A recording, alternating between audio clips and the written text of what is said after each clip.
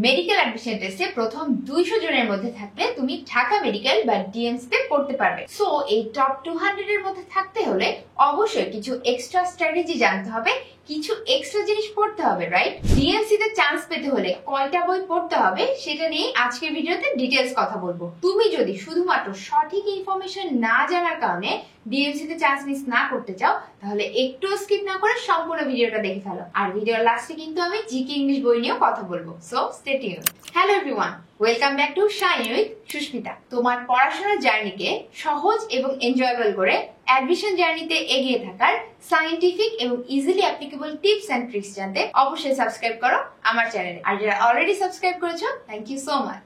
মেডিকেলে পড়তে চাই কিন্তু ডিএমসি তে পড়তে চায় না এমন স্টুডেন্টসের সংখ্যা কিন্তু খুবই কম। অনেকের তো ছোটবেলা থেকেই স্বপ্ন থাকে ডিএমসি তে পড়ার, কিন্তু শুধু স্বপ্ন দেখলেই তো হবে না, স্বপ্ন সত্যি করার জন্য অ্যাকশনেবল স্টেপসও নিতে হবে। প্রতি বছর কতজন স্টুডেন্ট মেডিকেল অ্যাডমিশন টেস্টে অ্যাপিয়ার করে জানো?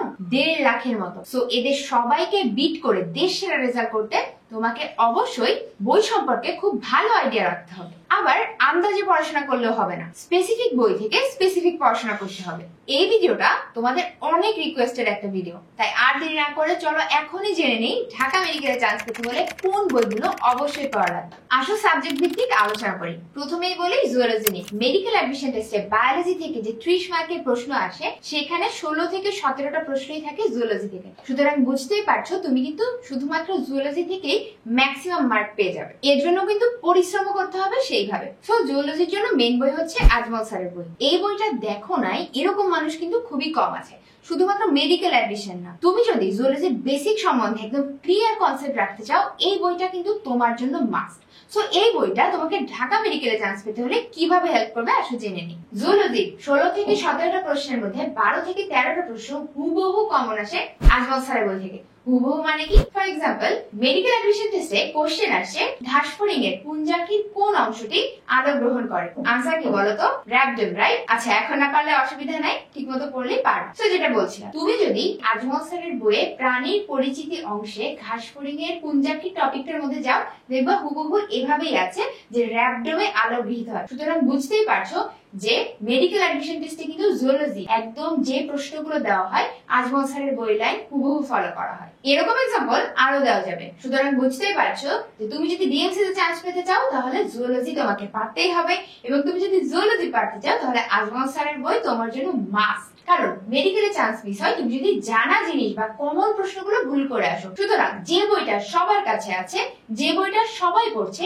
সেখান থেকে কোনো প্রশ্ন আসলে আমি যেন কোনো ইনফরমেশন ভুল না করি, এটাই কিন্তু আমাদের চেষ্টায় থাকতে হবে। তাহলে কি শুধু আজমল স্যারের বই পড়লেই হচ্ছে? মনে আছে বলছিলাম যে জুওলজিতে আজমল স্যারের বই থেকে 12 থেকে 13টা প্রশ্ন আসে। তাহলে বাকি প্রশ্নগুলো কোত্থেকে আসে? বাকি প্রশ্নের উত্তরগুলো কারেক্টলি করতে তোমাকে কিন্তু একটা কথা অবশ্যই মাথায় রাখতে হবে।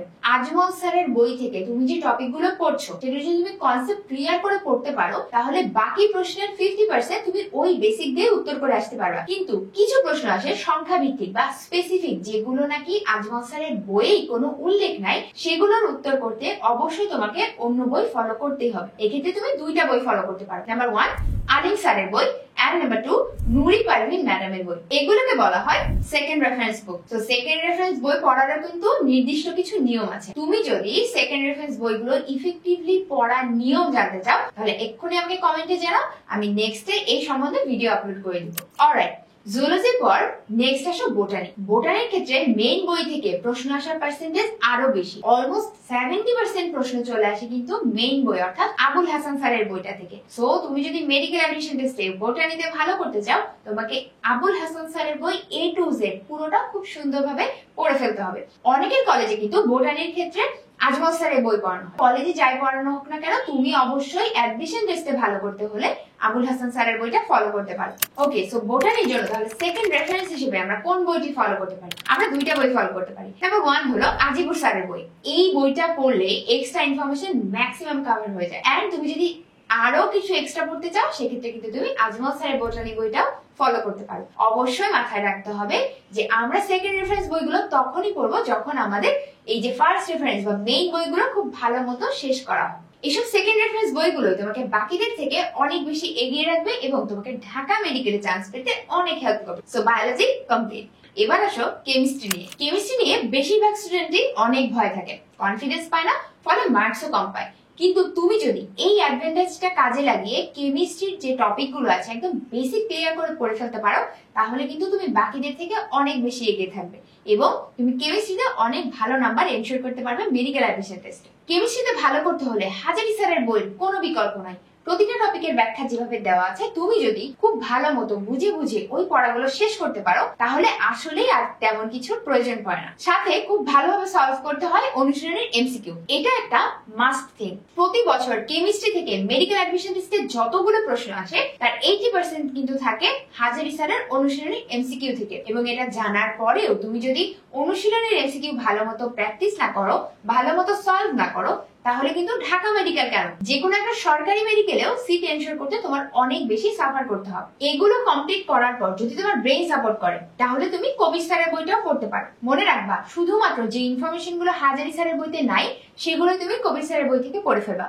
অনেকে গুহু স্যারের বইটাও পড়ে, কিন্তু কেমিস্ট্রির ক্ষেত্রে যেহেতু এত ইনফরমেশন, তাই যদি আমরা এতগুলো বই এলোমেলো ভাবে পড়তে থাকি, তাহলে কিন্তু আমাদের পড়া গোছানো হয় না এবং অ্যাডমিশন টেস্টে কেমিস্ট্রিতে আমরা আরো খারাপ করার দিকে এগিয়ে যাই। তাই সবগুলো বই থেকে অবশ্যই অ্যাটলিস্ট অনুশীলনের এমসিকিউ গুলো ভালো মতো সলভ করে ফেলবা। অলরাইট, সো বায়োলজি 30 এবং কেমিস্ট্রি 25 মিলে আমাদের কিন্তু 55 মার্ক কমপ্লিট। এখন আসো ফিজিক্স নিয়ে। মেডিকেল অ্যাডমিশন টেস্টে ফিজিক্সে 20-এ 20 পাওয়া খুবই ইজি এবং সেক্ষেত্রে একটা মাত্র বই মোর দ্যান এনাফ। কি বিশ্বাস হচ্ছে না? অ্যাডমিশন টেস্টে ইশাক স্যারের বই হলো ফিজিক্সের বাইবেল। শুধু মেডিকেল অ্যাডমিশনে না, ইঞ্জিনিয়ারিং, ভার্সিটি বা অন্য যে কোনো অ্যাডমিশনের ক্ষেত্রে কিন্তু তুমি যদি ইশাক স্যারের বইটা ভালো মতো সলভ না করে যাও, সেক্ষেত্রে তোমার ফিজিক্স অংশে ভালো করা খুবই টাফ। ফিজিক্সের ক্ষেত্রেও কিন্তু কেমিস্ট্রির মতো অনুশীলনী এমসিকিউ সলভ করা অনেক বেশি জরুরি।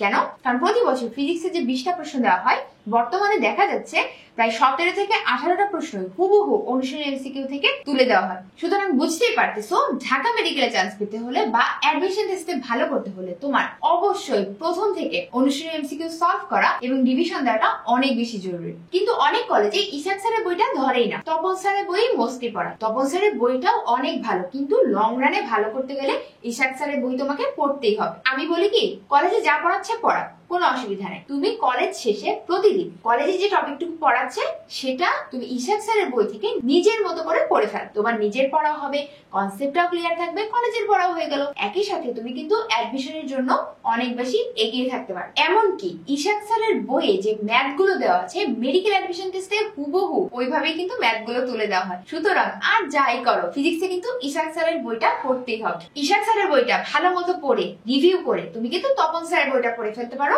এক্সট্রা ইনফরমেশনের জন্য।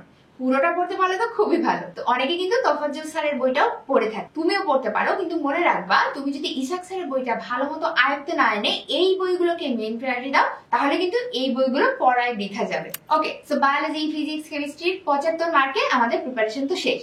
বাকি 25, এই বাকি 25-এই হয় আসল খেলা। একটা কথা আমি সবসময় বলি, physics, chemistry, biology mark determine করে তুমি সরকারি মেডিকেলে চান্স পাবা কিনা, কিন্তু তুমি ঢাকা মেডিকেলে চান্স পাবা কিনা এটা ডিটারমাইন করে জিকে ইংলিশের এই 25 নম্বর। So be very careful. শোনো, জিকে ইংলিশে ভালো করতে হলে শুধুমাত্র বই না, বরং রেগুলারিটি অনেক বেশি ইম্পর্টেন্ট। জিকে ইংলিশ কিভাবে প্রিপারেশন নিলে মেডিকেল অ্যাডমিশন টেস্টে 25-এ 25 পাওয়া যায়, সেই সম্বন্ধে ভিডিও আসবে আমার চ্যানেলে। এই ভিডিওটা তুমি যদি মিস না করতে চাও, তাহলে অবশ্যই সাবস্ক্রাইব করে রাখো এবং নোটিফিকেশন অন করে রাখো, যাতে কোনো ইম্পর্টেন্ট আপডেট তোমার মিস না যায়। ইংলিশের জন্য আমি অলওয়েজ রিকমেন্ড করি অ্যাপেক্স বইটা। দেখো, বইটা যতই বড় হোক, যত ইনফরমেশনই থাকুক না কেন, যত প্র্যাকটিস কোশ্চেনই থাকুক, এই বইটা তোমার জন্য মাস্ট। তুমি ঢাকা মেডিকেলে চান্স পেতে চাও, কিন্তু এনাফ প্র্যাকটিস করতে চাও না, এনাফ কোশ্চেন সলভ করতে চাও না, তাহলে কিভাবে হবে বলো? হ্যাঁ, তুমি যে কোনো কোচিং এর বই ফলো করতে পারো, কিন্তু তুমি যদি অ্যাপেক্স বইটা ফলো না করো, তাহলে কিন্তু তোমার প্রিপারেশনে যথেষ্ট ল্যাকিংস থেকে যাবে। এই জন্য অবশ্যই তুমি মেডিকেল অ্যাডমিশন টেস্টের আগে চেষ্টা করবা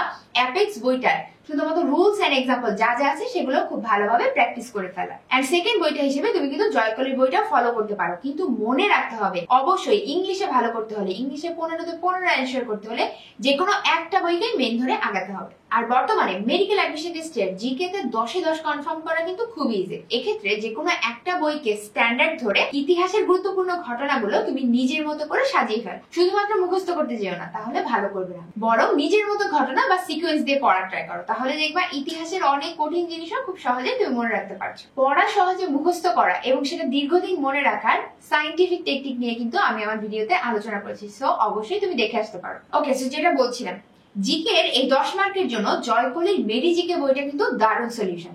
জোবাইশ জিকে বা MP3 এই বইগুলো কিন্তু যথেষ্ট মানসম্মত। Then again remember, you must follow one book. Coaching এর বই পড়লেও পড়াগুলো যদি তুমি উইদাউট এনি স্ট্রাকচার পড়তে যাও তাহলে কিন্তু শুধু শুধু টাইম ওয়েস্ট হবে। তাই অবশ্যই জিকে এবং ইংলিশের ক্ষেত্রে একটা মাত্র বই ফলো করবা, যে বইগুলো আমি রিকমেন্ড করছি বা যে বইগুলো তোমার পছন্দ হয়, পড়ার জন্য স্বাচ্ছন্দ্য বোধ করো। তবে মনে রাখবা, প্রিভিয়াস ইয়ার কোশ্চেন কিন্তু অবশ্যই সলভ করতে হবে। এছাড়াও জিকে ইংলিশের ডিটেইলস ভিডিও কিন্তু আমার চ্যানেলে আসছে। তাহলে ডিএমসি তে চান্স পেতে হলে কোন বইগুলো মাস্ট ফলো করতে হবে সেটা নিয়ে সব কনফিউশন নিশ্চয়ই ক্লিয়ার হয়েছে। এই বইগুলোর মধ্যে তুমি কোন কোন বইগুলো ফলো করো অবশ্যই আমাকে কমেন্টে জানিয়ে দিও। আর ভিডিওটা ভালো লাগলে বন্ধুদের সাথে শেয়ার করতে ভুলো না।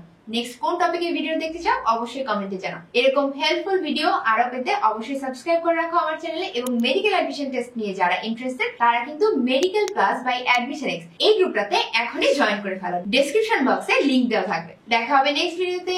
সে পর্যন্ত ভালো থাকো, সুস্থ থাকো। Keep smiling, keep shining.